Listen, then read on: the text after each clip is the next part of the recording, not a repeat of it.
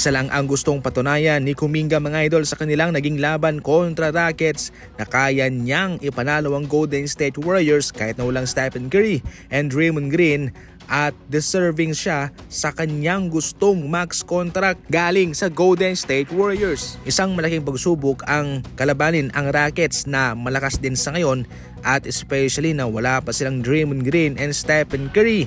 Talagang dehado sila Subalit walang problema dahil itong si Kuminga ang nanguna sa kanila mga idol. Siya'y pumuntos ng 33 points, nakapukol ng 3 3-pointer, at sa tulong din ni Andrew Wiggins na mayroong 22 points, 9 rebounds and 2 assists.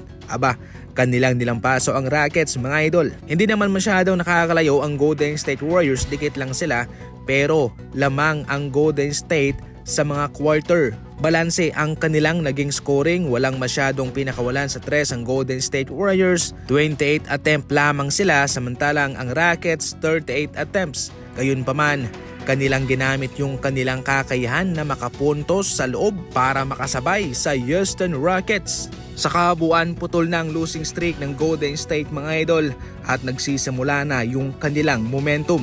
Isa ito sa malaking game para kay Jonathan Kuminga dahil sa kanyang naipuntos, kanyang ipinakita sa Golden State Warriors at kay Coach Steve Kerr na kaya niyang maging bidaman para sa kanila. Umabot na sa 16 na laro ang natalo nitong Washington Wizards mga idol.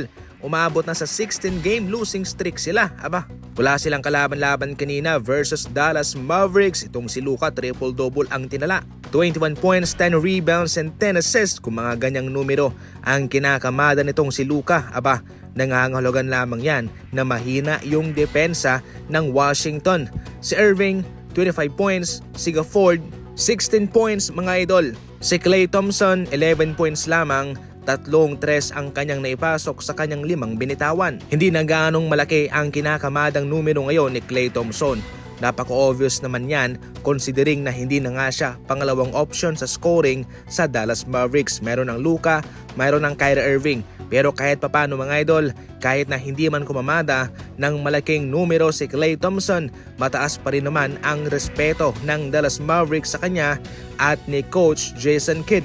Dahil kahit na mas mataas at mas magaling si Quentin Grimes sa kanya, ay nanatili pa nga sa starting lineup si Klay Thompson.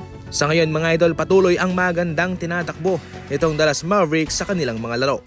Hindi na nga maganda ang nilalaro ni Ja Morant mga idol, at ng Memphis Grizzlies natalo pa ang Sacramento Kings sa kanilang laban. Sa score yan na 115-110. Na-eject pa nga si Ja Morant mga idol, pero wala.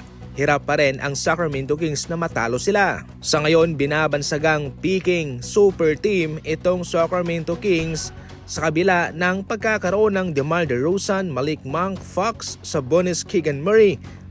Kabilang sila sa mga kupunang nasa ibaba, mga kulelat. Malaki pa naman sana ang ekspektasyon ng mga NBA fans sa kanila, at si DeMar DeRozan nga pinili itong Kings sa kanyang paniniwala na sila'y gagaling pa sa season na ito.